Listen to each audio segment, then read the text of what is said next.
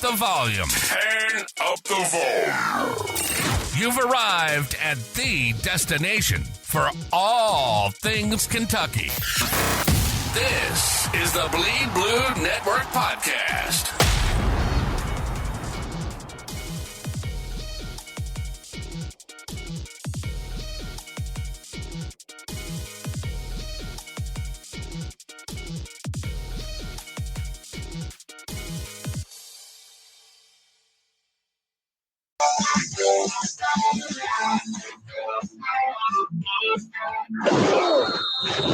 Big Blue Nation. Big Blue Nation.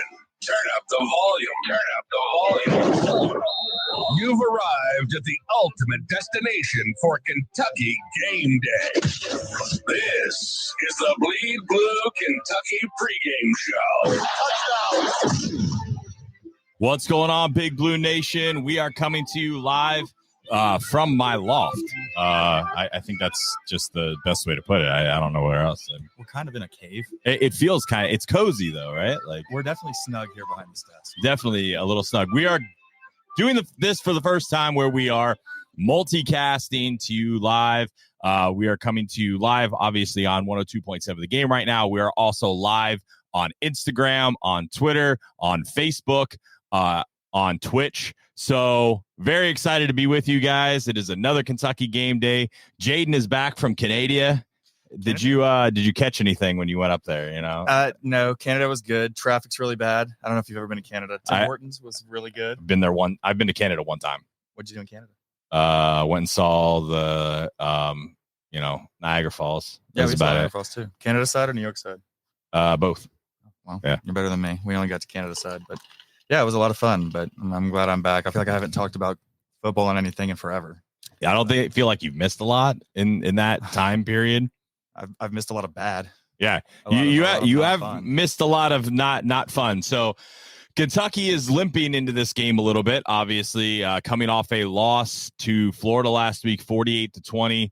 I don't think the score was as indicative of how the game went, but also the game did not. It was not fun. It was not well. It was, but it was really only like a short spurt of time where we looked like we had any momentum, and for a second, we looked like the team that we expected. We had Berrien making explosive plays. The defense was getting stops and forcing turnovers, and then they kind of fell apart again.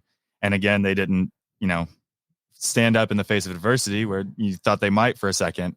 And they really let it slip away from them.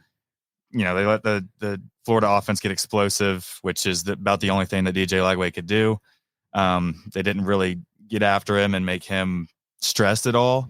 And I think that's why we ended up in a lot of bad situations throughout that game. Yeah. Offensively, you would think that they would have it figured out by now, but I don't really know where to go when the offensive line is struggling the way it is. I mean, you would think that they would get a little more horizontal maybe and try to make the offensive line less of a factor, but they struggle to find playmakers that can do that. Berrien should be, but he kind of dances around and doesn't make many people miss for some reason. We're not doing a very good job of getting him the ball either. I feel like, he had the one thing with Berrien, I will give him credit with is last weekend, obviously, he did a decent job of, getting back after he dropped the ball that ended up being a pick, leading to points. But I overall, we've got to be better than what we have been. That's for sure, because it's not been very fun. It's just frustrating because all of the players have real talents and have good skills that you should be able to use in an offense, but they're not finding a way to use each person's skills individually. I kind of compare it to Mark Pope since we're, basketball season's coming up. We all talk about how the pieces are supposed to fit, and that's why they're going to be maybe better than the individual players say they are. The football team almost feels like the opposite. The players are good, and we'll get into it a little bit. Auburn is pretty much the same exact thing we are. Both of these teams are coming in here towards the bottom of the SEC, and both of these teams are probably top half of the SEC in talent, and it's just not clicked. They're both bad situationally, both teams. Isn't Auburn like one of the top teams in like explosive plays in the SEC? Oh, yeah, they're one of the top. So what's crazy is Kentucky also is the least penalized team in the conference, and look where we're at. And then also Auburn is averaging, I think, one of the highest yards per play or something, and they're 2-5. Like, make it make sense. This season does not make sense at all. I have the number on. So they're top 30 in yards per rush, top 20 in yards per drop back. It's a very efficient offense, and like they run the ball well. Their starting running back Jarquez Hunter is a good player. He averages like 83 yards a game. The receiving group is really good. Keandre Lambert-Smith, Malcolm Simmons, and Cam Coleman, the true freshman, are all really good. Lambert-Smith's kind of the ace of that group, kind of the top of that room. But Cam Coleman does a lot of those skinny posts and a lot of those deep routes that we saw Florida hit us with. It's a concern because Cam Coleman will run exactly the routes, the deep over the middle routes that they ran, and Cam Coleman averages 26 yards a catch. It was not fun last week at all on any aspect. We kind of talked about that obviously on I did. It wasn't we. It was definitely just me. You were not on that, but a little bit just about how this is still a very big game for Kentucky. Obviously, getting to a bowl, this is a massive recruiting weekend. That is the one thing I don't think people realize. Not going to be very good with a bunch of 4 and 5 stars in the stands if it's empty. This is the part where I challenge the Bleed Blue Nation and the fans and everything like that. We can talk about, you change. Listen, number one, let's just get the monkey out, throw everything out. We're not getting Mark Stoops is not Mark Stoops is only leaving Kentucky if he wants to leave Kentucky. He's a $44 million buyout. Kentucky doesn't get to make that decision. So if we want to still be good and everything, we want good players, right? So we still have to build a foundational aspect. We've got good players, transfers coming in, things like that. Picked up one this week. Yeah, very good. I mean, over Ohio State. I mean, the Cincinnati flip from South Carolina, Michael Skinner, tight end. Kind of reminds me of Isaiah Cummings, more of a receiving tight end, gets vertical up the field, less of a mauling blocker, but he is pretty good, getting in motion and lighting people up when he's moving instead of maybe a traditional run block, like a Caddis style of thing. Yeah, a very athletic, really good size. Obviously, picked us over several, big time traditional powerhouse schools. I feel like I'm glowing in the white shirt. By the way, I don't know if I'm glowing. I haven't looked at the picture. The black there. There we go. Is that a little bit better? Maybe that's a little better, right? Now we look like we're sitting in a dark cave a little. Yeah, I mean, it's fine. Like there we go. I mean, I have to put some blue on. I think just in the commercial or something because I feel like I'm just a highlighter at this point. But the big thing I think not even the big thing. The overall aspect is Kentucky needs to. The fan base hopefully doesn't completely jump through. I don't think it's going to be as empty as some people say tonight. What do you think? I was about to ask you the same thing. I think that a lot of people decided that this was their home game to come to because Georgia was really expensive and the rest of the games weren't, great on paper at the beginning of the season.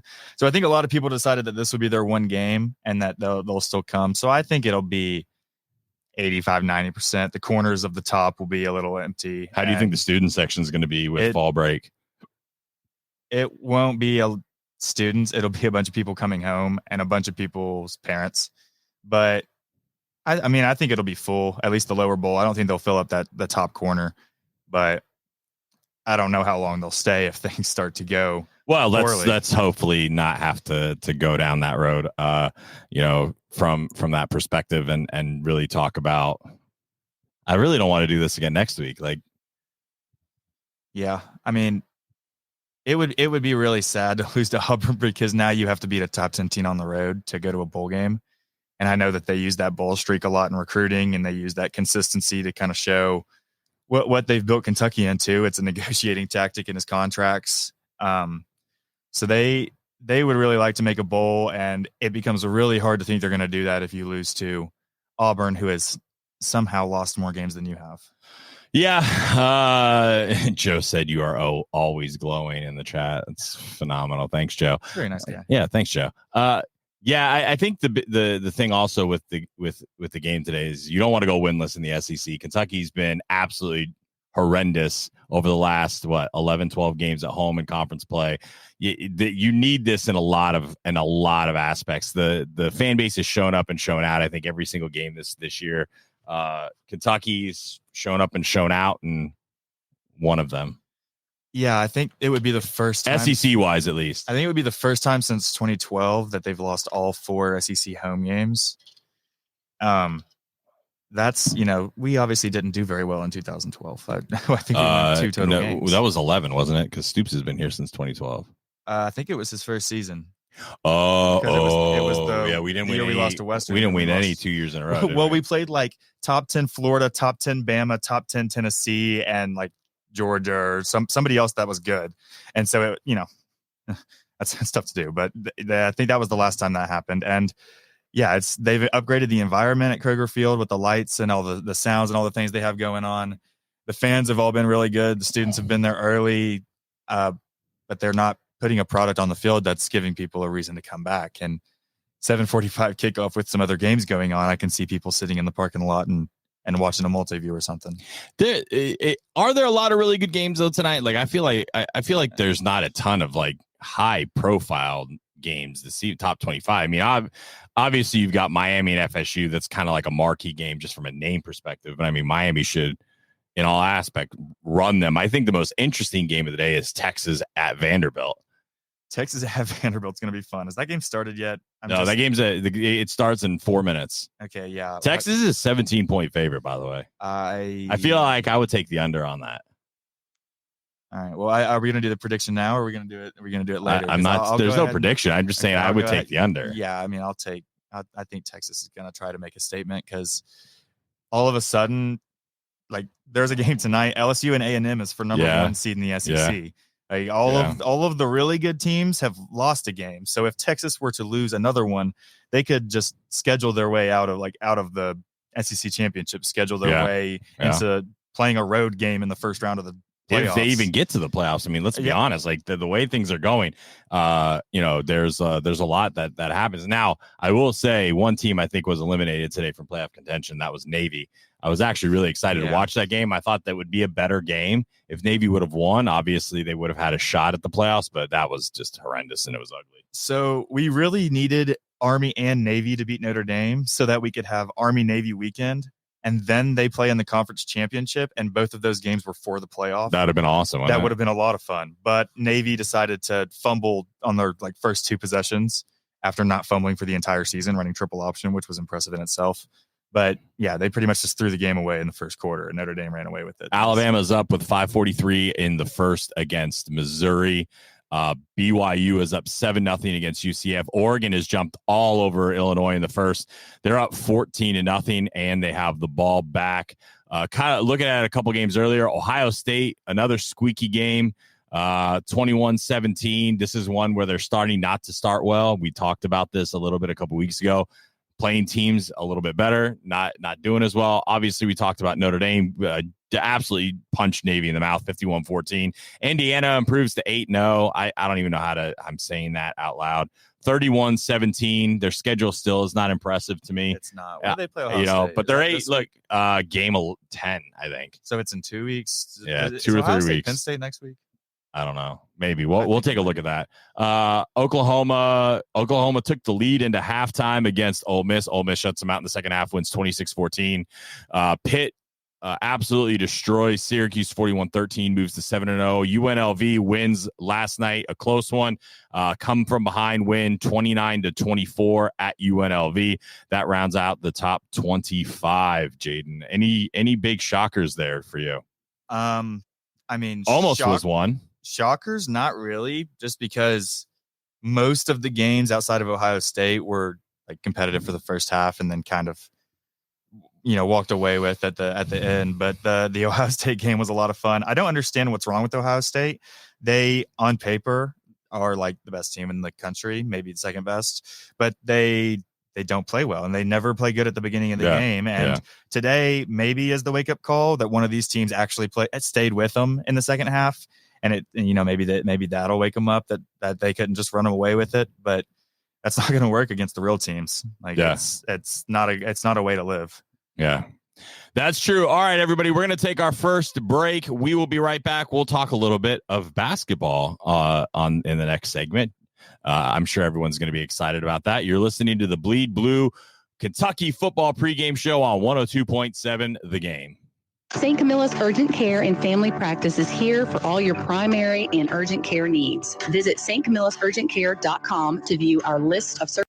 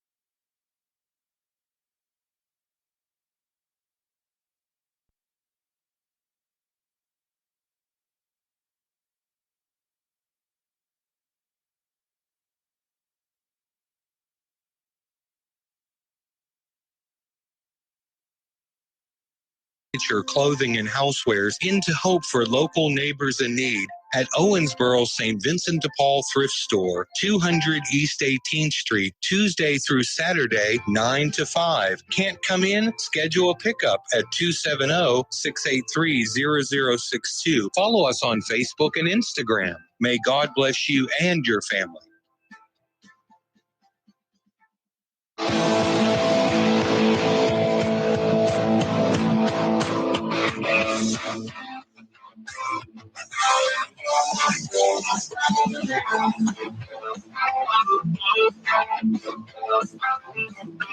Welcome back to the Bleed Blue Kentucky football pregame show on 102.7 The Game and streaming live on Twitter. I guess everybody did hear the commercials. I was excited, except for the fact that I muted it. Probably should find a little video thing to click when we're at commercial. I didn't think about that, to be honest with you. Whatever you did to try to fix it did work. So. Oh, well, there you go.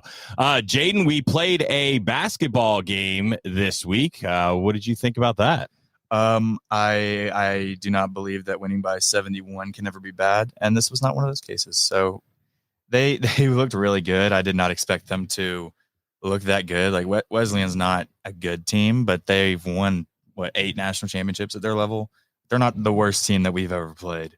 And they had absolutely no answer. It's every clip you see is somebody doing the same action over and over again and doing another thing every time as the defense is moving. The freshmen looked like they had been playing in the system for years, especially at the end. Trent Noah got hot, but overall it was really encouraging that they already looked like they knew what they were doing on some of those decision points. I agree with you on that. I think that was really exciting. I think the team looked very I think they looked polished, but also with a lot of room for improvement, right? Like there was definitely some aspects where you're like, oh, that was but also the scoring at will was unbelievable. Yeah, I mean, 50% from 3 on 42 attempts is. I will go on record that you won't lose a game where you do that. If that happens, then somebody can at me on Twitter. But I will say if we shoot 50% on 42 attempts, we'll win every game that happens. And that's encouraging for the rest of the season, because if you can shoot then you win. And that's I tweeted out when Trent Noah was hitting. If the you shots. score, you win a lot of games. Yeah, right? I tweeted when Trent Noah was shooting. I retweeted Casey. I said, "You can shoot, you can play." That's what matters nowadays. I don't think I will say this. I do not think that I don't think that I don't think Travis Perry or Trent Noah are going to play a whole lot this season. No. Just me. I think it's also the defensive side of the ball, which is probably more reason why from that perspective. What do you think? It's not that they're not good players. Obviously, they're good. We just watched them play. I mean, we watched them through the state tournament. I don't know if you went into that state championship game between them, but that was a really good game. They have better players as the simplest way to say it. As Freddie Maggard always said, it's not personal, it's personnel. They have better players than Trent Noah and Travis Perry, but they're going to get some play, and they'll get a lot of play in these early games, and they're building blocks for the future, kind of the Mark Pope MO, trying to build through continuity and throughout the years. So I feel like they're going to be the really annoying kid that comes in and hits 3 threes in a game his junior year. That seems to always happen against us. So I like the promise of the team, and they didn't even have Kirk Risa, who is like the lifeblood and the energy of the whole team. Jackson Robinson looked really good. Lamont Butler, I said in a story that's coming out soon, my prediction is he's the best defender since, I'm just going to say the Cal era, because that's all that's happened in my life, really. But I think he's going to be the best defender since 2010. He's everywhere. He's like Ashton Higgins, but if Ashton Higgins was good at on-ball defense. The whole team looked like they were really good. Amari Williams was passing. I don't know how you play when you play like rec or anything, but I just shoot a lot. I play like Amari Williams. Just try to pass every time I get the ball into the basket. I don't know. It's not the most effective, but he's much better at it than I am.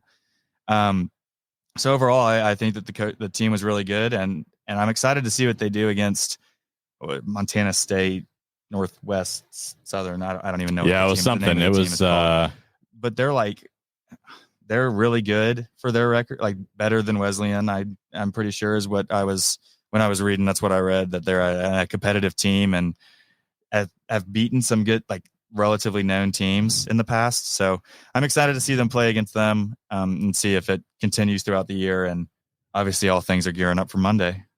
You going to Monday's game? I might be there. Yeah. I think I'll be there.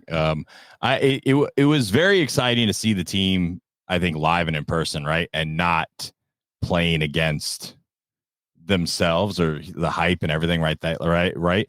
There was a lot of plays I think the team made that was very mature, right. It was very mature. Lamont Butler early in the game obviously went up. He could have had a dunk. He didn't.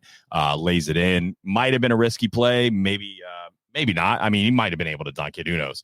Goes in. But yeah, at the end of the day, like, there were those pieces, and if this is where the starting block is, I hate to see how this team improves. I mean, I don't hate it. I love it, but you know what I'm saying. I mean, yeah, and like I said, I think Kirk Risa is being undervalued a little bit from people, just from a mentality perspective, and giving Lamont Butler a little bit of a breather while adding a quietly 43% 3-point shooter. Just another guy that can come in and hit more threes, especially at a position where Lamont struggles to do that a little bit consistently. They can run so fast on offense because they already know what they're getting into, and it's not robotic. They can, wherever they happen to be on the court, they just bounce into a set, and each set runs into a different one based on the motions. And that was, like I said, the most encouraging part to me is that they already knew how to flow from action to action. They knew how to make some of the decisions. Some of the connection with the teammates wasn't always there. They threw a couple where the guy made the decision, but the pass was not the decision he thought he was going to make. But overall, for a first game, I was pretty pleased with how they were. Was there anybody that surprised you? I mean, or was there anything that surprised you about the game, or anyone's performance that you're like, oh, they're better than I thought. They played better than I thought they would, and anybody that you were like, hey, maybe there's a little bit more room to grow for them? I'll go with the easy answers of Trent Noah and Ainsley Almanor for the guys that surprised me. Obviously hitting, what is that, 9 threes between the two of them. Yeah. If you had asked me 8.5 threes for Ainsley and Trent Noah, I would have said under. But I'd say that was probably the most surprising, players for me. But known as good shooters, but I didn't expect 9 of them. And I wanted to see more out of Brandon Garrison. Amari is the starter as far as we can tell, and Brandon Garrison is someone that has NBA upside, and people say he's like potentially the highest NBA draft pick on the team. I think probably futuristically or future speaking, I would agree. Yeah, him or Colin He Chandler, looks big on the court, doesn't he? Like he looked big, and he looks mobile, and he looks athletic, and he's had really his shot was it was not pretty though. I was not happy with his shot. He's trying. It's Kentucky Wesleyan. He's trying things out. I don't believe. Well, I heard that he was doing like his shot had improved and everything, but it didn't look very nice. We didn't get to see Amari's jump shot, which that's something we haven't seen yet. My freshman year at the JC, my jump shot improved from like 4% to 8%. So like that, it can still be bad. But yeah, I wanted to see more of him kind of using some of those post moves and getting easy points where the paint is so spread out by all of the shooters that he has around him. But it's hard to complain when they scored 123 points. That's hard to do on air in 8 minutes. Yeah. I think a big thing to talk about with this team is, with Cal's teams and how young they were, right? Like you would have growing pains, and you would have ways that or games where you might lose 2 or 3 in a row, and you play some good teams. I think if this team loses, which obviously this team's not going to win, they're not going to go undefeated. We're not going 31-0. How dare you? We're not going 31-0. I don't want to go 31-0. I'll just put it that way. Been there, done that. Didn't get a T-shirt, so I didn't get a T-shirt either. That was not fun. The turnaround, I think, for this team is going to be much shorter, the learning curve, where, maybe they struggle, maybe the rotation's not as good, maybe some guys aren't hitting that normally would hit.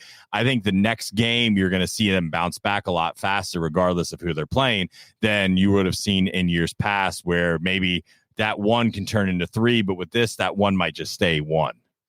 Yeah, I think that's true, just because, the psyche of a 18-year-old, star that's not had troubles playing basketball before versus a 23-year-old on like some of these guys. For Jackson Robinson, they've lost games to teams that they should have lost to. They've lost close games. They've lost rivalry games. It's not going to be hard to coach them, because they've been through all of these situations where some of the younger guys that we've seen in the past hadn't. Now, Arkansas did not look like they were struggling early in the season last night. How much of that? I watched some of it. I think people are playing their bench. Yeah, Kansas, it's just a fun exhibition. Yeah, it was an exhibition game. I think people are looking way too into it. I think that you got Arkansas fans saying, "Oh, Kentucky fans watching Cal play last night." No, I just wanted to watch the good basketball. We weren't looking to that. We saw and noticed that Kansas was missing 3 key players in the game. It was an exhibition game. There was 19,000 people. It was at Arkansas. Arkansas had way more. They had way more into that game. You could see it meant way more to them. Talk to me when they're getting punched in the mouth when the games really matter. Yeah. I don't think that Arkansas is going to be a great team. Now it was kind of sad to me, honestly, to see the guys out there. Some of our guys, DJ and Adu and Z and all that. I have so many more comments about that than like I saw people. Oh yeah, it's good, but listen, they put up a billboard to get Z to play for Kentucky, and he left. All right, Cal got him to America, though. I don't care. I'm a Kentucky fan. They don't play for Kentucky anymore. Look at like Malik Monk and De'Aaron Fox, what they're doing, right? Like they're putting North Carolina on a jersey. They're putting Louisville on it. They're throwing it. You think these guys are going to do that? No. These guys have no loyalty to Kentucky.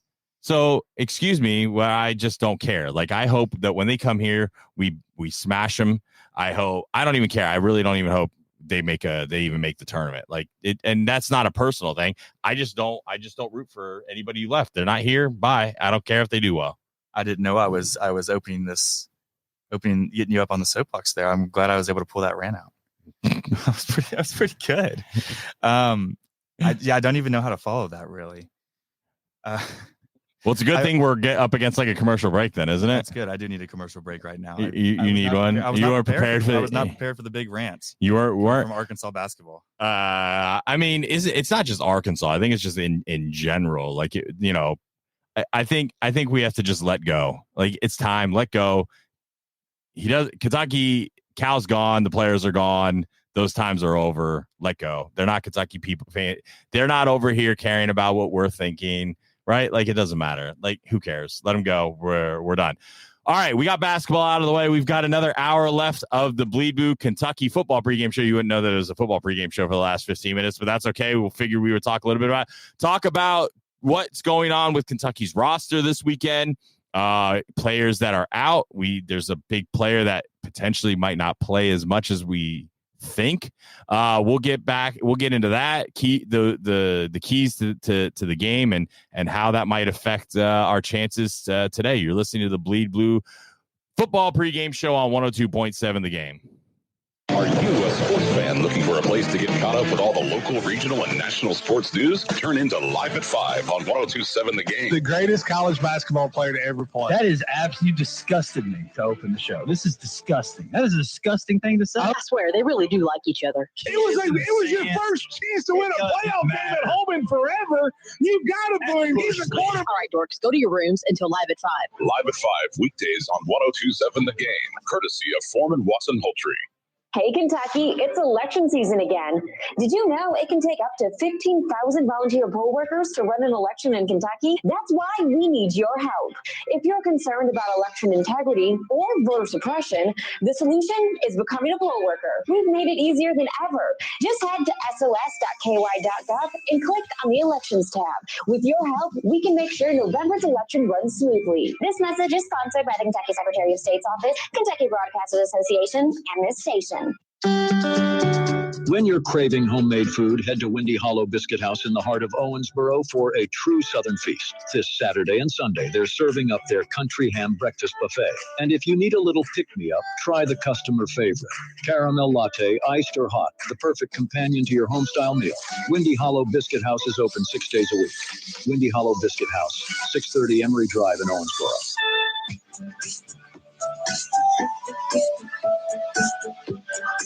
Something doesn't sound right. How do you know? My daddy always said you know a bad sound when you hear it. That makes sense.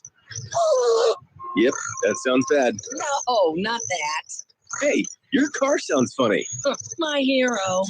Stop in Mattingly's Automotive Shop. Let the technicians help diagnose the sounds coming from your vehicle with tune-ups, tire repair, and more. Mattingly's Automotive is here to help. Give them a call at 683-4251 or stop in 2405 Beach Road. I'm Jeff Koch, and this message is brought to you by Davis County Farm Bureau. Our Kentucky farmers face not only physical risk, but also mental health issues while on the farm. Davis County Farm Bureau wants you to know mental health is just as important as your physical health. You're not alone. Call 1-800-273-TALK. That's 1-800-273-8255. I'm Jeff Koch, and this message is brought to you by Davis County Farm Bureau.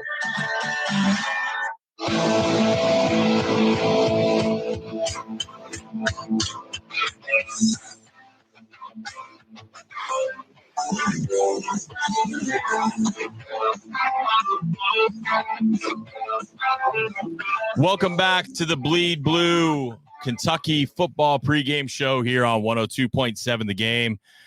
I'm Paul with Jaden, and we are what time is it right now? We're a little over 3 hours until kickoff. 7:45. Feel like it's past my bedtime at this point. Dude, it's dark in this room except for this one light. And we could have turned the actual light on. I don't even know why I didn't even think about that. That was definitely an option. Yes. Yes. I was trying to have the mood lighting because you were anywhere so close. I figured it would just make it less awkward. I mean, yeah. If there's just ambient lighting, it wouldn't fit the environment we have set if the lights were on. Yeah. Let's get in a little bit about, with Kentucky today, missing a couple players. A couple key players are out. I don't know why I pulled it up, and I did as well, and I'm not currently struggling. And yeah, we pull it up. This is why we prepare for things. So obviously, Kentucky is a little thin today at running back. You have Demi Sumo-Karnbe is out. Chip Trainum is also out. You have basically, obviously Chip hadn't been out, but Demi had been playing. I think Demi had been playing fairly well. Probably should have gotten more touches. If you want to know my opinion, and if you don't want to know my opinion, I give it to you anyway because it's our show and I can do that. The running back room has been we've never been at 100% all season. Obviously, you would think Wilcox is going to get the majority of carries today. Patterson is the backup, but there's not a lot behind him. We don't have a lot of depth now at running back. How do you think that shakes out today? And do you think Wilcox ties his shoes? The whole Wilcox shoe tying thing has really hurt my head because I don't know. I really just want to ask him why his shoes are untied. Like I know we can't talk to, they don't talk to people that are that young or have things going on, but I just kind of want to know why he doesn't have his shoes tied. But it doesn't really matter because he's going to have to play today because they don't have. We have nobody. We don't have anybody else. I mean, I don't know who else we're gonna play today. Did we see some word that Berrien was going to be playing running back a little bit? I don't know. I have been a thing that's been going on. I have not seen that. I have not heard that. I mean, look, because I haven't heard it doesn't mean that it's not going to happen. I'm not saying I don't think Berrien might not line up back there, but for him to get actual carries as a running back, it's different, right? Like that's a whole different set of skills. And look, maybe Berrien is a hell of a running back. I don't know. I mean, maybe not. I think maybe you see a little bit more with Wimsatt. I would say Wimsatt playing in the backfield a little bit more might be something you would see. If you kept talking earlier in the year about this Wimsatt Brock double formation that has some special with Berrien, yeah. Is that like a situation? I think that's more of a special play. Like I'm not saying Berrien isn't back there. I mean, look, at the end of the day, Mark Stoops said in his press conference, everything's on the table, right? Like when it comes to the offense. I'm just trying to figure out. They got to. I mean, I guess they could play 5 wide, but they can't block well enough to not have somebody back there. Do you think that Mark Stoops is a little bit quicker on the draw today if Brock does not play well? I don't think Brock's 100% healthy. No. Obviously he's not listed on the injury report, but he has been for like 3 weeks. He has been, yeah. Do you think he's quicker on the draw to pull him and go with Gavin? Do you think Cutter Boley is someone we potentially see? I mean, I don't know. I mean, I think that we will probably see more Gavin just because you need to create more of a running threat to try to open up the gap that not having a running back, like if you can just take one more defender out of the way, maybe you can make an average running back look good or even just a good young running back look, really good. But I think it's, I've just completely blanked on what we were talking about. What did you just ask me? I'm being dead serious. I just completely blanked. Where have you been for the last? I don't know. I started talking about. I was asking if you think that Mark Stoops might be quicker on the draw today. Yeah. If we struggle offensively to go with Gavin, or potentially do we maybe even see Cutter Boley with some snaps potentially? Okay. I'm back with you now. All right, there you go. We're good. Yeah. So I wrote. You need a drink or something. It's really weird. Yeah, I do. Yeah. We haven't had any. There's been no beer today, so I mean that's what it is. We're off our game a little. I'm below maximum capacity right now. We can fix that in the next break. So I am of the opinion that the 2 quarterback thing is not good. I don't like that they switched them out and go back and forth. I don't like that either. I wish they would stick with one or the other. Yes. I wish that they would stick with Brock. Yeah. The whole point of bringing Brock in was that the rest of the team is really good this year. They needed somebody at quarterback that was good enough to win games, that could develop for a year and has all of the talent, but doesn't have it put together yet. What is this you're showing me? Oh my goodness. But year 2 was supposed to be him playing really well with a team that is probably a little bit less because of all the people that are going to be graduating or heading to the NFL. But we haven't gotten the team to mesh. So the good enough to win with a really good team hasn't come to fruition. Yeah. But I don't think you can go away from it because you've invested in him for a 2-year plan. You've invested for Bush for a 2-year plan. Switching offensive coordinators for the 6th time in 6 years. Switching quarterbacks for the, I think, 5th time in 6 years if we did. Like, you just, I don't know. It's hard to want someone to try to develop and then not let them play through a season of struggling when you're already out. I think it takes a little bit of the game flow out. I would rather, if they were going to do that, Gavin gets a whole drive. Yeah. I feel like that.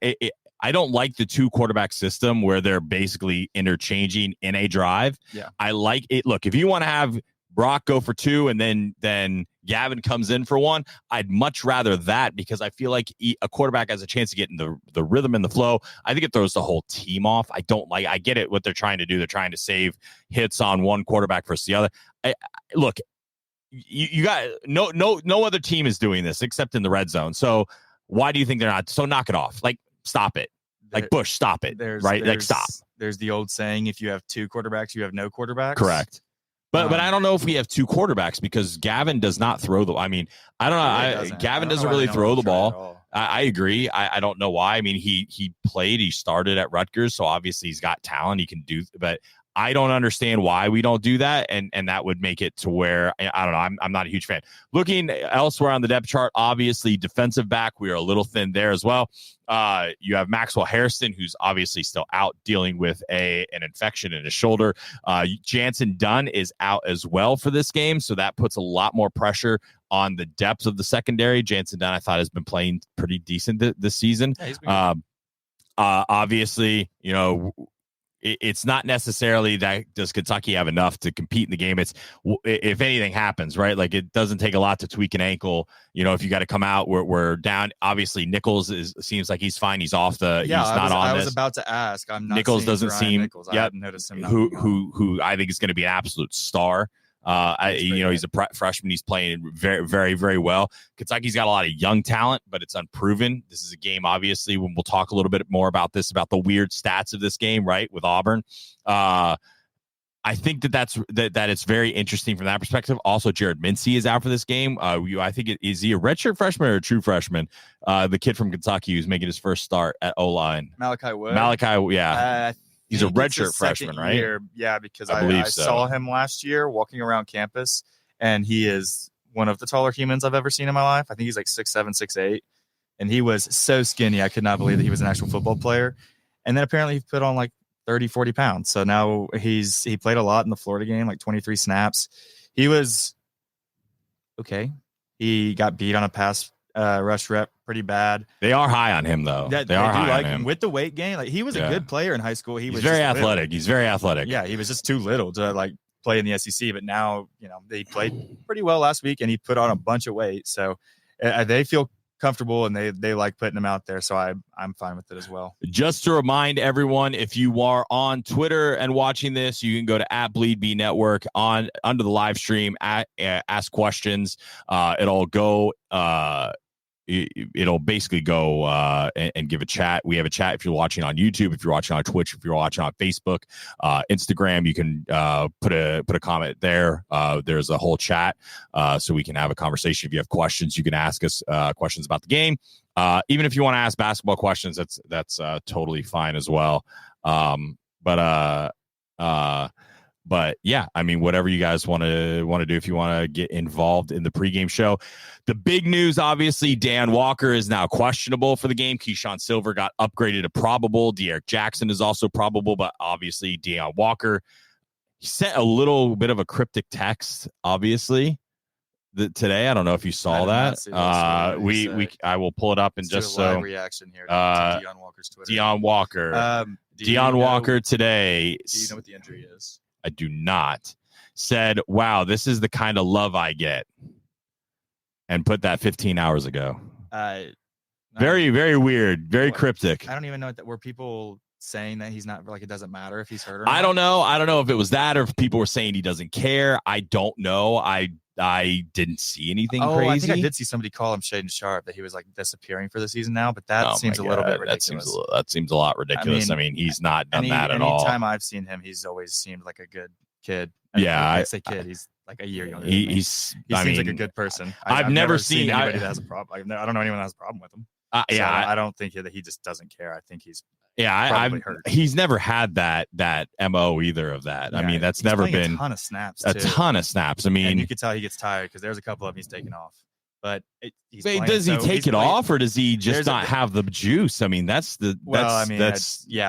you know, okay. Well, then there's a couple plays where he's ran out of gas and he's not. Really that I have seen. They need to. They probably need to rotate him out a little bit more, and maybe that's some of the wear and tear is why he's questionable. But it's obviously not good if he doesn't play, because he is by far the best player on the team. Yep. And he is still a top half of the first round draft pick, and he pretty much is the whole engine that makes the defense run. So we would kind of need him out there, especially if we can try to stop Auburn's run game, then that would really help the back end on having more time, having more people in coverage if the defensive line can stop the Jarquez Hunter and them. Yeah. All right, we're going to take a break. We will be right back with more Kentucky football, talking a little bit more about Auburn, their schedule, some keys to the game. We've still got about an hour and 15 minutes left. We're doing good on the breaks. We haven't messed one up yet. I think it's Kindle. Kindle's the bad juju in this whole thing. She tends to be. Kindle's at home, by the way. So it's not, we didn't fire her or anything like that. She's just at home with her family today. And all three of us should be back either in a happier or pouting mood. So we'll be right back. You're listening to the Bleed Blue Kentucky Football Pregame Show on 102.7 The Game. Green River Area Federal Credit Union has been serving the Owensboro community since 1959. With that comes being a proud supporter of not only area high school athletics, but also partnering with Live at 5, the #1 sports show in Western Kentucky. With a wide array of products to meet your financial needs, come see what a difference it makes when you partner with a local community credit union. Visit our new website, greenriverafcu.com, or stop by and see us today. Member NCUA, Equal Housing Lender.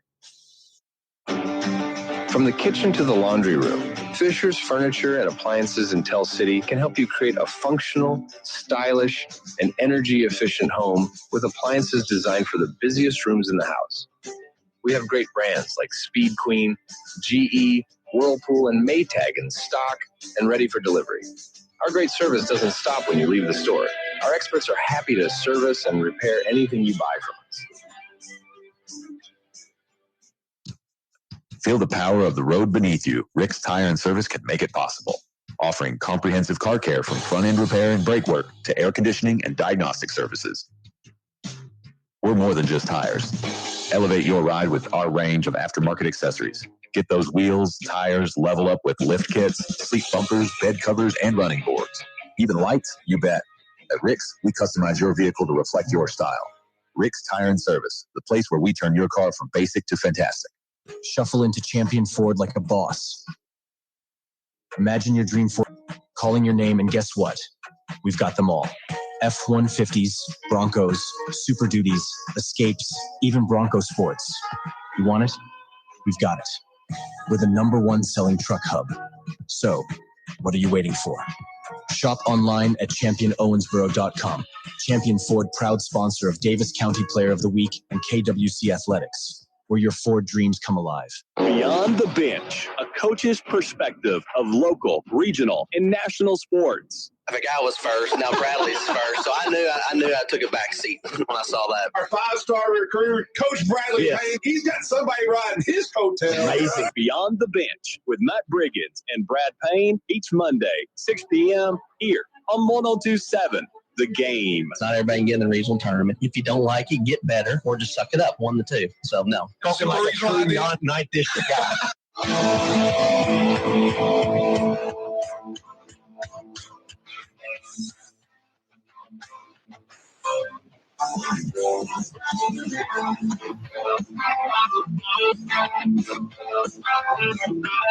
Welcome back to the Bleed Blue Kentucky Football Pregame Show on 102.7 The Game. Also streaming live on Twitter, Twitch, Facebook, Instagram.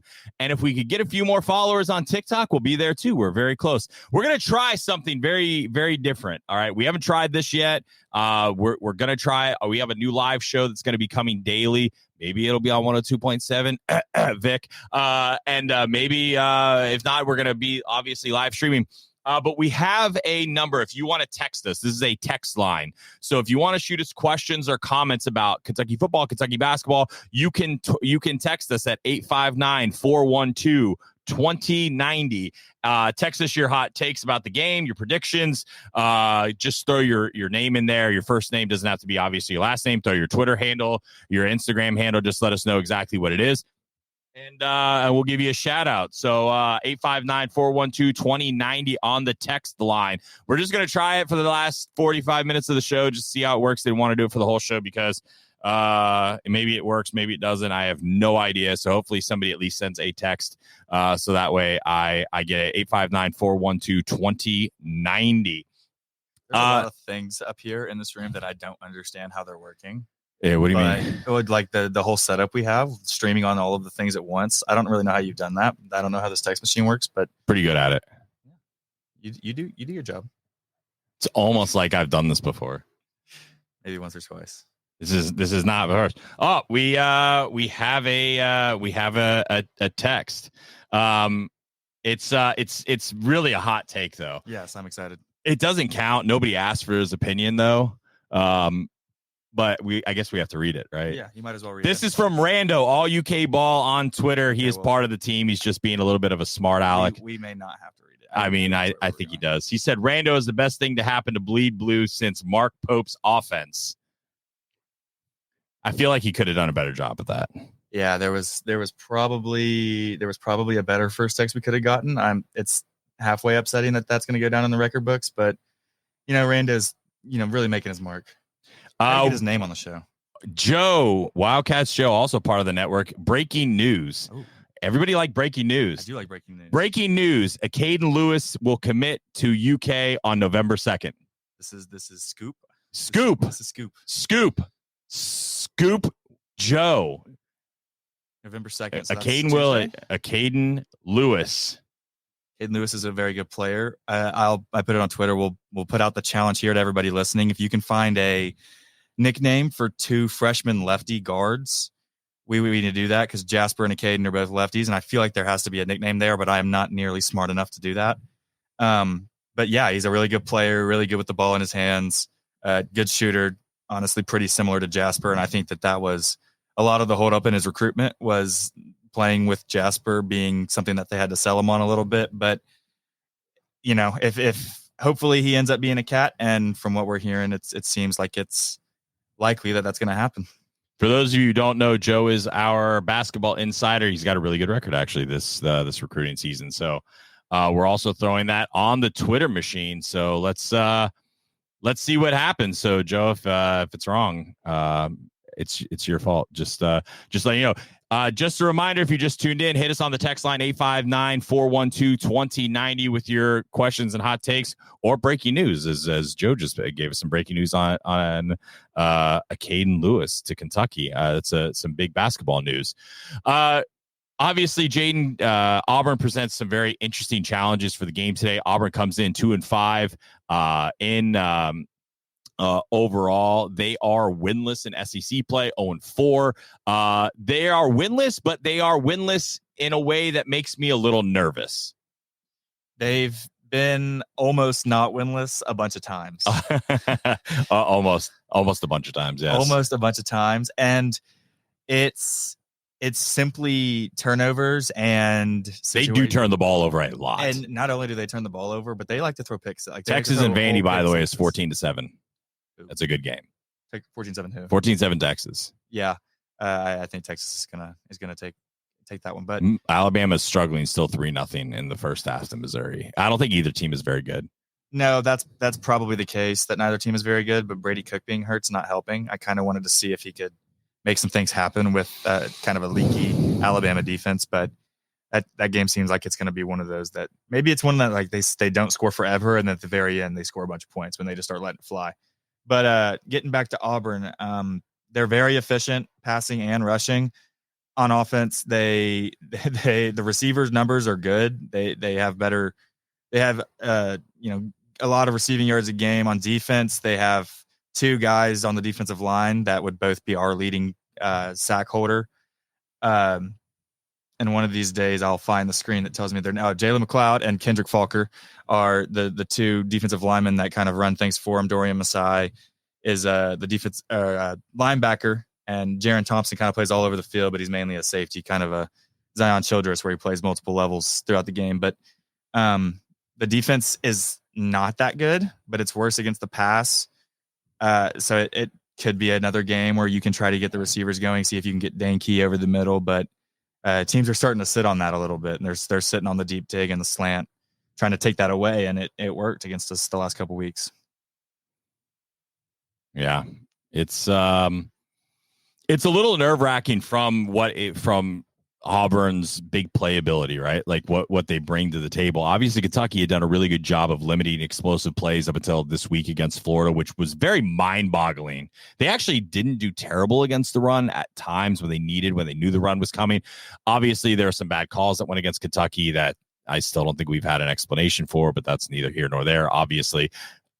But explosive plays today, if Kentucky can limit those, you got to think they have a really good shot at winning the game today. Yeah, so Brad White has built the defense on not allowing explosives and getting stops in the red zone. Auburn is really good at getting explosives, really bad at scoring in the red zone. The problem is we have not been good, the last 2 weeks really, at stopping people from scoring when they're in the red zone. So it's kind of two teams that are playing identical, two teams that are really bad at really good at getting to the spot and really bad at winning in their opportunities to get ahead in the game. But that's why I really have no idea where I'm going with the prediction at the end of the game. I don't think there's a result that could surprise me, to be honest with you. Like, is there a situation, like if they were to win by 14, if we were to win by 14, would that really surprise you? It feels like it's kind of the same teams would not surprise me doing the same dumb things over and over again. So I don't know. I definitely think that Kentucky is the better team, just talent wise, but both teams have kind of played very disappointing. The good thing is we have had games where we have looked really good, and all of their games where they've looked good are against, the bad teams that they've played, the Alabama A&Ms. Like Brady Cook was injured. They only got to 17 points and they still lost to Missouri. And Missouri has not been playing well. So and Missouri had to come from behind in that game. They shut them out Auburn 15-0 in the fourth quarter. And they started doing the turnovers and they started not converting on possessions, and they let Auburn come back into the game, or Missouri come back in the game when they had no right to be there. So it's really, and to me, it doesn't matter what the score is. At team, they could flip at any moment. Peyton Thorne can throw himself his fourth or fifth pick six of the season, and you could be right back in a game if you're down. And obviously, we've shown the tendency to allow things to happen in bunches as well throughout the season. So Joe's just throwing all the news out there. Joe is also saying that he believes Caleb Wilson will become to Kentucky, even though Arkansas is throwing a higher amount of NIL. He wants to team up with Lewis, and also expects him to commit shortly after Lewis does. That date is not yet determined. So some potentially big basketball news coming in right now on the text line. Obviously, it's from one of ours, but that's still big news. Yeah.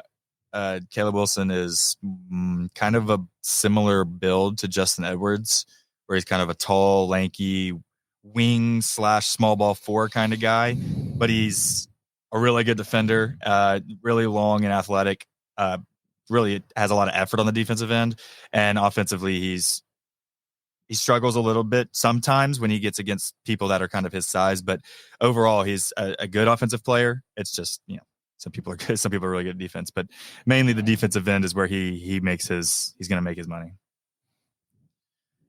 This has been a fun show so far. A lot of things going on. I know. People texting in all sorts of news. If other people have news and news or questions or whatever, give us a text. Give us your score predictions as well for the game, 859-412-2090. Really just want more people to do it, so that way Rando isn't like, the only one that was like I was the first and the best. Yeah, and you can see his name still. Yeah, it's just you just need a lot of texts to come in to push his name down, right? Like it's horrendous from that perspective. Joe said Kindle is the glue. Obviously, Kindle came into our chat and said, literally log on to listen to the show to hear that I'm the bad luck of it. It was great timing on Kindle's part. Well, I mean, if she didn't want us to say it, she should stop being the curse. I don't know what to tell her. I don't know. I guess it just depends on if we win, right? Like have you picked Kentucky to win a game this year? Yeah, but every time I pick them to I think win, you picked them lose. twice. Every time I pick them to win, they lose. And every time I pick them to struggle, they win or play really well. So I have considered also making my pick based on the curse, but I don't know if that makes it go away if you try to play the curse. So I really have not figured out what I'm going to do at the end of this show. I'm not excited to have to make a prediction, but I am excited to be there. A little cold. I can't wait. I've been so mad about like the actual weather for games. It's been warm. I haven't had to wear long sleeves to a game yet. I'm excited about wearing long sleeves to the game tonight. Yeah, I already got the long sleeves on. Obviously, This will be the first game. My entire family, all five of us are at a game. This is the very first one. There you go. All three kids. How excited are you for that? I'm very excited knowing that there will be help there. The people around you are very excited to see the baby. Well, they just lost their dad a little over a week ago, so that'll be it'll be nice. It'll be good to see them, and I'm glad they're going. And we talked about it last week a little bit, but I'm glad they're going, and I'm glad that hopefully the kids will put a little bit of a smile on their face. We got a top of the hour break. We'll be right back on the Bleed Blue Kentucky Football Pregame Show on 102.7 The Game. St. Camilla's Urgent Care and Family Practice is here for all your primary and urgent care needs. Visit stcamillasurgentcare.com to view our list of services, including complete primary care needs, COVID screenings, minor surgeries, minor illness treatments, sport and school physicals, routine screenings, flu shots, and more. With locations in Owensboro, Lewisport, Hardingsburg, and Litchfield, St. Camillus is your hometown provider for all your primary and urgent care and family needs. Visit stcamillasurgentcare.com. Hi, this is Travis Holtry, Foreman Watson Holtry. Many injury lawyers like to brag about the millions and billions of dollars they've won. At Foreman Watson Holtry, our past clients are more than just a monetary statistic to put on a billboard. They are people who entrusted us with their lives, their health, and their future. And we want to do the same for you. Foreman Watson Holtry, dedicated to you, committed to justice. FWHlegal.com. Step outside this Sunday and join the community at the Brunch Bunch, live from the lot on 4th Street. Indulge in the mouthwatering delights of the Lure food truck, offering a fusion of flavors that will kickstart your taste buds. Don't miss the Fusion Sports Show, featuring the latest in college and NFL action. Plus, stay tuned for exciting local events. It's all happening with your hosts, Vic and Tatum, every Sunday at 11. Be part of the fun. Be part of the Brunch Bunch. Saturday night.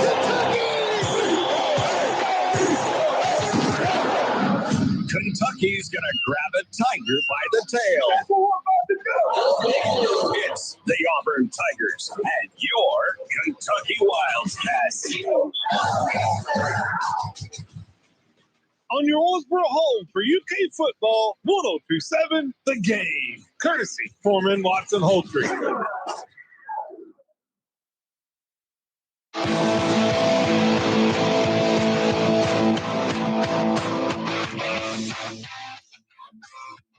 Welcome back to the Bleed Blue Kentucky Football Pregame Show on 102.7 The Game. Also live streaming on Twitter, Instagram, Twitch, and YouTube. Text us on the Bleed Blue hotline with your takes, your predictions for the game, questions, anything kind of goes. 859-412-2090. We're going to take a look around college football. Usually we do that in the last segment, but I feel like we don't talk about the game kind of to close the show enough. So we're going to take a look right now around the top 25 games that are final. Just in case you had missed this, Boise State comes from behind in the late game last night to beat UNLV on the road 29-24 to keep their playoff hopes alive.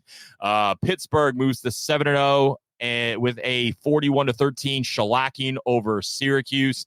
Ole Miss wins, come from behind, win at halftime. Oklahoma was actually leading that game 14-10 at halftime. Wins 26-14, shuts Oklahoma out in the second half. Indiana 8-0 for the first time in I don't know when. They beat Washington 31-17. Navy gets absolutely shellacked by Notre Dame 51-14. Thought that would be an actual close game. It was not. Ohio State wins a very close game against Nebraska 21-17. Needs a stand in the last 90 seconds to win that game. Games that are in progress currently. Oregon all over Illinois, 28-3 with a minute 28 left in the half, and Oregon has the ball. BYU is up 17-10 with a minute left to go. UCF just got a field goal to cut that to a one-score game. BYU did a double snap fake field goal for a touchdown. If you have not watched that, you should. For a first down, wasn't a touchdown, first down. All right, was pretty awesome.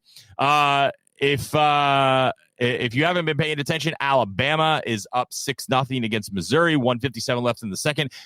Alabama got a first and goal at the Mizzou 2 and threatening. Vanderbilt does not take advantage of their drive. They were inside of the 40 in Texas territory. I don't know if there was a turnover or what. An interception on my screen. All right, so interception for Texas gets a turnover. 14-7, Texas leads that game. 11:31 left in the second. Looking a little bit around the SEC in other games, just because we care about the SEC the most. Arkansas absolutely pummels Mississippi State 58-25. Absolutely just shellacking. Green for Arkansas, 23 of 29 for 314 yards, 5 touchdown passes.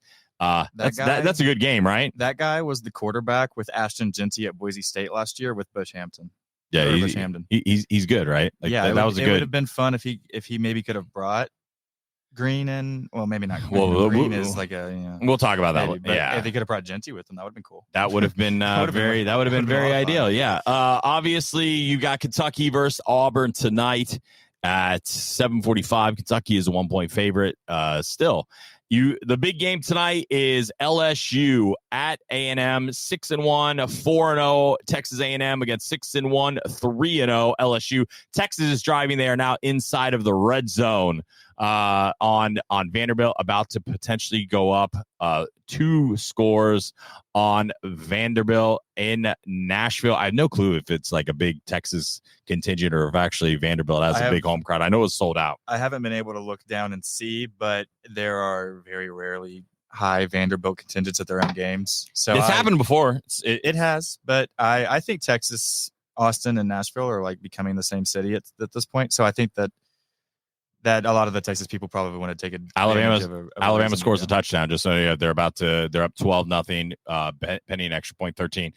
Jeremy says on the text line, Stoops has lost a lot of faith in Bush's offense, but we're ranked very low offensively and haven't seen much from the offense so far this season. How are fans supposed to have faith and is it something that can be turned around midseason with what you'd presume would be a pretty low morale on the team right now? I mean, look, I don't. I think the players. I don't know about the morale aspect. I think, look, when you're dealing with a lot of 18 to 21, 22-year-olds, forget a lot. I remember that. I remember being that age. Obviously, I think the morale kicks in if you get punched in the mouth a little bit more. Can you turn it around? Yeah, we've seen Kentucky turn it around midseason before, but I think it is an enigma right now. Like, that's actually not a terrible shot from Jeremy. It is an enigma right now that Kentucky struggled so much with some of the weapons we've had. One of two things. Either Kentucky didn't have the weapons we thought that they had going into the season, or the play calling just isn't going. You've seen us move the ball too. Like, we'll put together 5 or 6 plays, move the ball, and then just stop. It's that, like, the play calling from like our end of the field to like our 30-yard to the opponent's 30-yard line is really good. So you get in scoring position, and then it's like we don't know how to move the ball. Yeah, I think some of the problems that we have is that we're kind of limited on skill sets, where I think it is a little bit of some of the weapons not being as much of weapons as we thought. But I don't think that Bush is doing a bad job. I don't know if he's necessarily calling the correct situational plays, a couple plays ahead every time. And I know that's kind of gotten popular on social media some of the instances where that may be the case. But overall, I think the plays have been good, but it's a tough situation with the line you have just because you see open receivers. I don't want to go all the way back to Georgia, but that mesh route that, they just couldn't block long enough for it to be open. It was wide open. They have, both of his interceptions last week went off of people's hands. One of them through their hands. So it's tough to say that Bush is having a tough time calling plays when they had a nice play done and it went through his hands for an interception. And that can kill a drive, can kill momentum. Low morale, once you face adversity, that's more of where that would come in. If they, maybe it's quicker to give up, but I don't know. I don't think they've lost the locker room. Recruiting and players, energy on the field. It doesn't look like they've quit on the coaching staff or anything like that. I think it's just, it's not a match to what they are trying to do and what the players' skill sets, while good, maybe are capable of doing.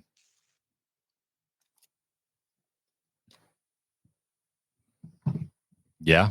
California is running Oregon State. They're just the fourth team on the squad that I have. Which game tonight are you most excited for? I know you got a big one tonight.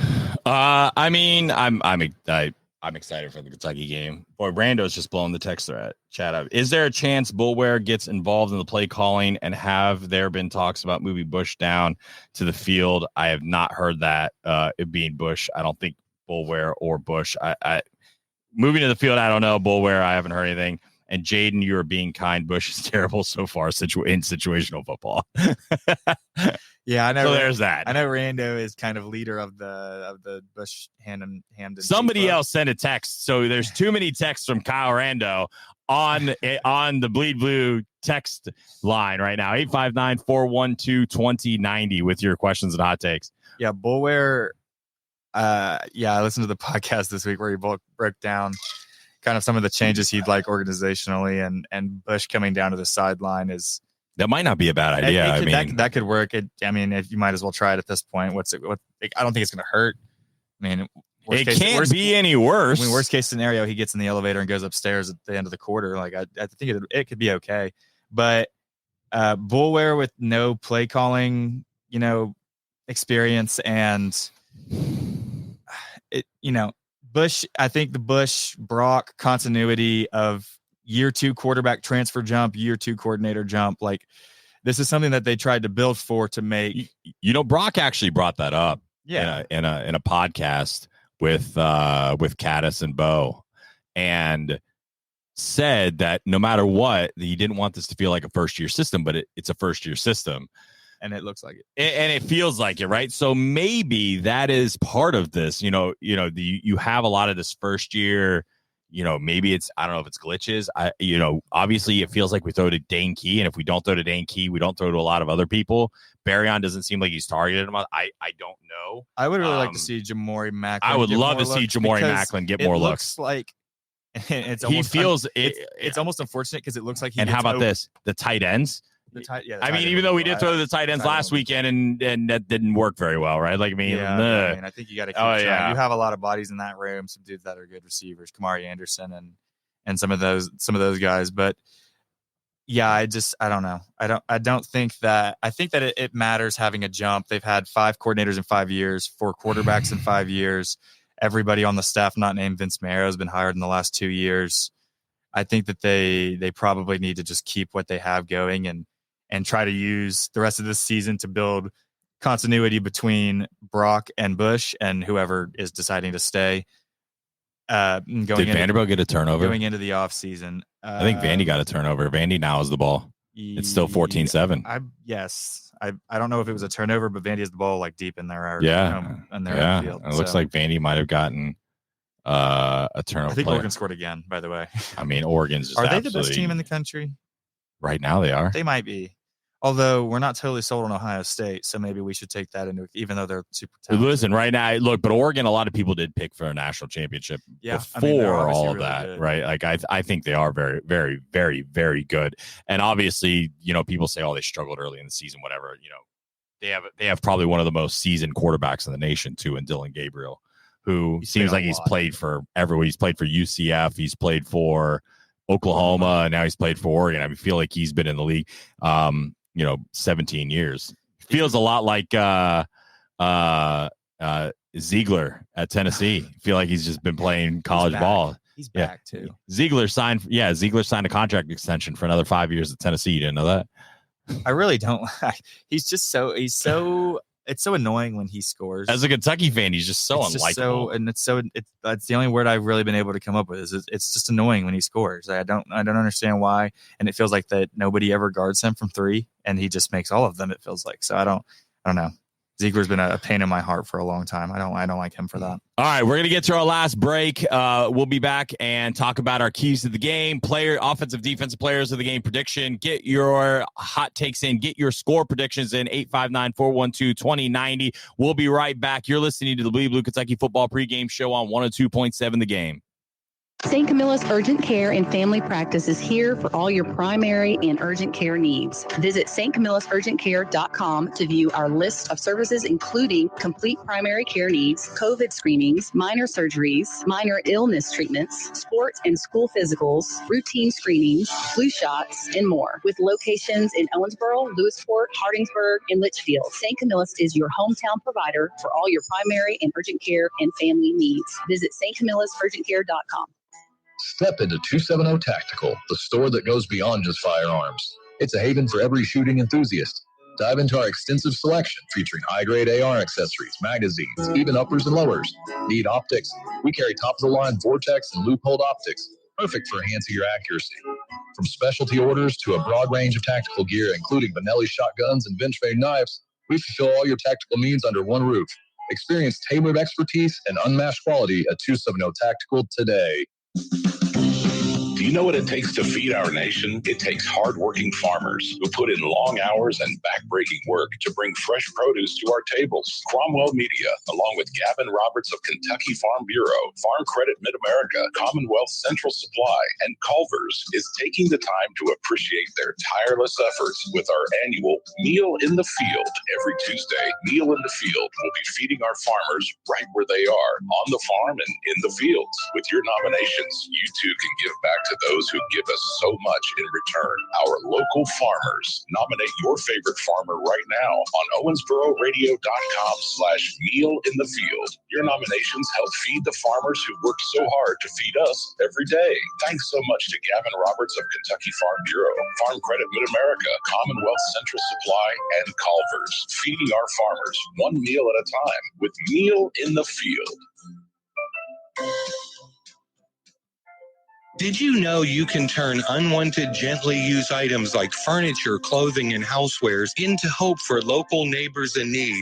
At Owensboro St. Vincent de Paul Thrift Store, 200 East 18th Street, Tuesday through Saturday, 9 to 5. Can't come in? Schedule a pickup at 270-683-0062. Follow us on Facebook and Instagram. May God bless you and your family.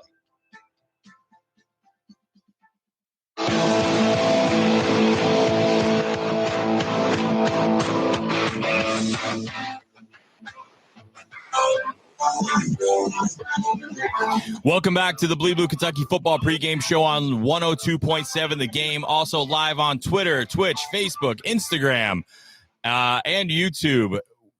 It's really surprising that this is like the most that's been going on. It's the least screw-ups that we've actually had with commercials. I mean, yeah, I think we're finally getting a little bit of a rhythm, trying to figure out how Kendall's fault. The live show works. Kindle's the jinx. I wasn't gonna say it. I was waiting for you to say Kindle's the jinx. I don't see a situation where it's not. On the text thread, Liam Cohen has made Baker and Godwin look incredible. What would Brock and Jamori do if he was the OC? I don't know. I think they got their absolute backsides beat in this weekend. So I don't know. I mean, they do have 3 losses. I mean, yeah, I think it. I don't know why people thought that Liam wasn't a good offensive coordinator last year, but without it wasn't on Liam. I mean, how many drops did we have last year? The drops and the cut. Oh, it was so bad. I mean, even Devin Leary got the quarterback situation was tough. I mean, Devin Leary also was second in the SEC in touchdown passes last year. It wasn't like Devin Leary is garbage. Yeah, but he was also first in the SEC in interceptions. Yeah, I mean, so I understand. That's not like a Liam situation. Liam's not drawing up interceptions. The offensive line wasn't good. Yeah, the offensive line was not good at pass protection, but we had a lot of drops. I mean, how many touchdowns were dropped? How many first downs were dropped? How many key things in big drives? I kind of feel similarly about Bush to a lesser extent. We haven't dropped a lot. Like I know up until last week, we hadn't really like had the ball in our hand for a big play, a la Barryon and Dingle, where it was an interception.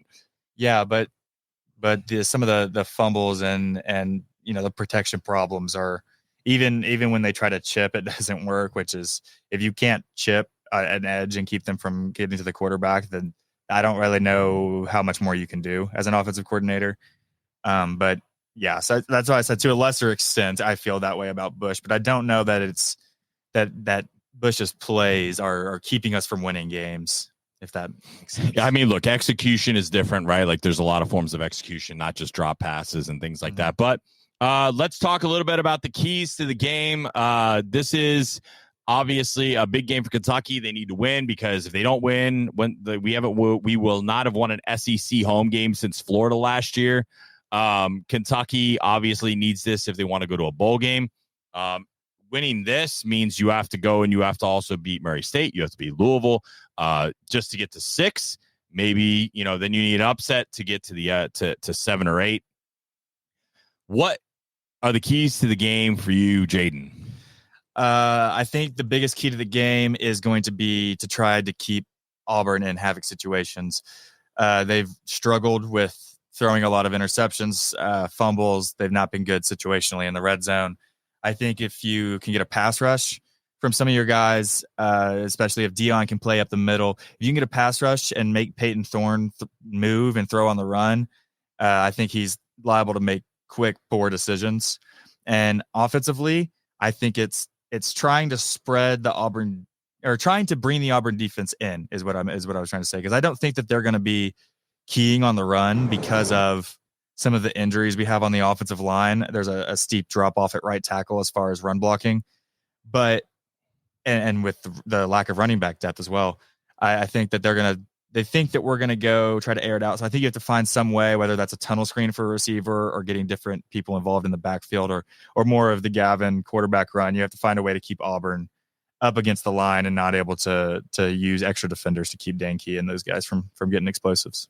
Yeah, I think Kentucky's the biggest thing about this game, no matter which way you slice it, is Kentucky has to limit the explosive plays. Auburn's done a really good job of explosive plays, but also yards per play. The defense has played really well all season, except for last game, which blew my mind. Although I feel like Florida and backup quarterbacks is basically like an Achilles heel for us. I just don't want to talk about it. I need to go to therapy for it. That's a guy that Liam Cohen tried to get, by the way. We recruited him really hard. Yeah, that's beside the point. I just think in general, wanted to throw that's a fun thing. We did recruit him. I just think in general, we also recruited the Cam thing. Coleman guy, the freshman receiver for them that averages like 26 yards of reception. Texas is now up 21-7, by the way. Just throwing that out there. That's interesting. How do you kind of think the SEC is going to end up shaking out? Like, man, which team's going to end up? I don't know. I have no idea. I mean, tonight's game, LSU and A&M, is for the number one seed in the SEC. No one would have thought that about A&M after they got clocked by Notre Dame to start the season, or LSU getting beat by USC. Yeah, I mean, look, that's why in the playoff world now, you play the games, but also it doesn't matter as much in the playoff world because 1 or 2 losses and you are not out of it. For Kentucky today, what do you think the key to Kentucky is? I'll go first. I think the biggest thing of this is creating explosive plays. We have to stop nickel and diming our way down the field. I think Wilcox getting more carries is going to be very interesting. We're going to really find out what he's been like. He's a freshman. He's had growing pains. You want to read between the lines on that? Go ahead. There's been growing pains with him overall, I think. Does he step up now and take that mantle? Obviously, he's got RB1 talent and potential. Patterson obviously looked really good early, but Patterson is going to have to come in and do that. How do we get the ball around? Are we going to try and get Barry on more touches? I feel like we haven't done that. We need to stop those little stupid ass bubble screens, if you ask me, with Barry on. Like, just get him the ball in space, right? It doesn't have to be a bubble screen. a slant. Have we thrown a slant to Barryon that you can think about? Not a lot of them. I mean, there's not a lot of things there. Maybe they're trying. Maybe they will get him out of the backfield today. Maybe not in a traditional run set, but maybe they pitch outside and see if he can break one. Get him in space and let him do his thing. Kentucky has to get explosive plays. They have to get explosive plays for the last 4 games of the season, or 5. What do we got? 5 left, right? 4, 5 left. The rest of the way. For the rest of the season, you have to create explosive plays. That we have to give the defense. I think the defense is maybe you saw them wearing down a little bit last week. I think it was that. I think it was also a lot of things, but that's besides the point. Last week is over. Has to happen today. That's the key to the game. Limit explosive plays. I know it sounds cliche, but Auburn's been really good at that. I wouldn't say that in other aspects and other areas. Have to limit Auburn to on the explosive plays, and we have to create our own explosive plays ourselves. Yeah. So Auburn is very efficient. They're very explosive statistically, and then they get to the red zone and they get lost and they don't know what to do. It's very similar to Kentucky. Very Except they turn the ball over a lot more than we do. They turn the ball over a lot. They like to give the defense the ball. So I think that Kentucky's overall the main key of the game, just as far as what they need to do, is don't screw up, because these are two teams that have loved to screw up and have loved to lose. It's very nerve-wracking here. Loved to lose. Well, I bet the number one thing in the Auburn locker room on the whiteboard is don't screw up. Because it's two Vandy teams. is driving, by the way, just in case anybody was wondering. Yeah, so both teams are considerably better than their record says. Both teams have lost to multiple teams that they're just better than. Both teams could be in a playoff hunt right now. Both teams are probably top 25 teams, just on paper, talent-wise, but I think that it really comes down to even here. That hurts my soul. Which team creates the turnovers, and which team takes advantage of the turnovers. Which team puts 7 on the board instead of 3? Because 3 is not going to win the game. They're going to get field goals as well. They're going to be able to move the ball, and it's, like I said, a similar offense to Florida. So I think you need to keep those skinny posts and some of those deep balls away. Who is your offensive and defensive players of the game for Kentucky, and what is your prediction? I'm going to start with defense. I think it's going to be Jamon Dumas-Walker, just because if Deion's questionable, I think it takes away some of the double teams and the things that they have to do to our defensive line, even though the guys behind him are good. They're not Deion, where you have to sometimes tag a third guy on him to keep him out from destroying a play. So I think that Pop is going to have to take on maybe more blockers than he's been taking on. And I'll throw out an honorable mention to JQ. I think we need, with Cam Coleman, you just got to limit the explosive. But on offense, I will go with Dane. They have a corner that plays a lot that is out. I know it's the cliche pick. Quinn Ewers, by the way, has 17 straight completions.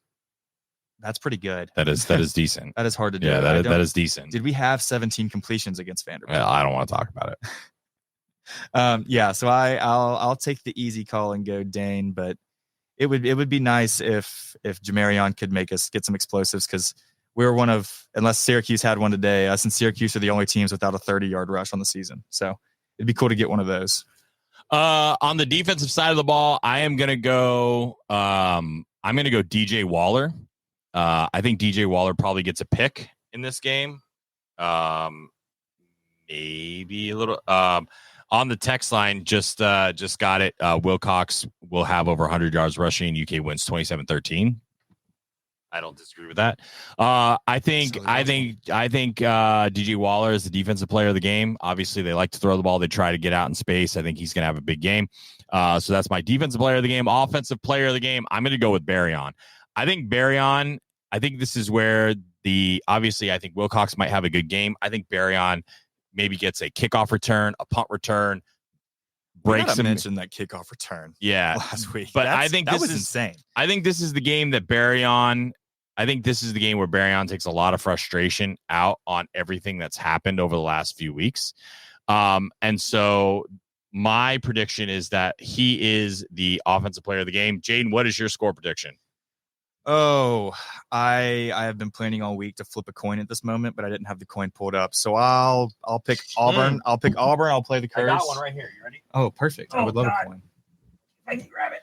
Oh, here you go. Wait, on coin right here, right there. That's perfect. Yep, there's a coin. It's a big old coin too. The word side is going to be Kentucky, And it is. Oh, I've thrown it off the camera. That was a terrible play. It is Kentucky. All right. We'll go 24-16. That seems fine. 24-16. Yep.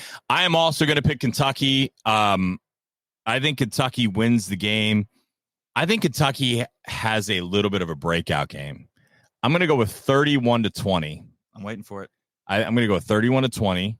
And I think he gives us a lot of hope going into Tennessee, whatever that looks like. No matter what happens, I still think Kentucky has a chance to beat Tennessee next week. I am not sold on Tennessee still. I think they're probably the worst top 10 team in the country. Overall, defensively, very good. Offensively, If you don't have an offense, you can never consider yourself, you can't consider a game a lock if you don't have a really good, if you don't have a good offense. If you're like Miami, right? Like Miami has an offense that is a little bit unreal. So we got about 5 more minutes to go we don't. We're done. We're done. We're done. Sorry, I lied. As the music starts kicking in for us. I looked at it wrong. I was like, oh, it's 4, and then my eyes are bad. Appreciate everybody listening. We have almost 500 people on the live stream listening, plus whoever's listening on the radio. We really appreciate it. We have a live show every now Monday through Friday at noon. We're going to be live streaming. Maybe we're going to do it on the radio too. We don't know. That's TBD. Jaden, thanks for joining us. Go Big Blue. Hope everyone shows up at the game today. And go Cats. Thanks for listening. You've been listening to the Bleed Blue Kentucky pregame show on 102.7 The Game. This has been a broadcast service from Cromwell Media. Join us next game day for more Kentucky pregame action. Thanks for joining us. Are you ready for some football? We're ready for some football, baby. Thanks for joining us on another episode of the Bleed Blue Network podcast. We hope you enjoyed diving deep into the world of Kentucky sports with us. Don't forget to stay connected by following us on Twitter at BleedBNation. Your feedback means the world to us. So take a moment to leave a review. Not only does it help us improve, but it also helps others discover the show. Until next time, keep cheering, keep listening, and keep bleeding blue.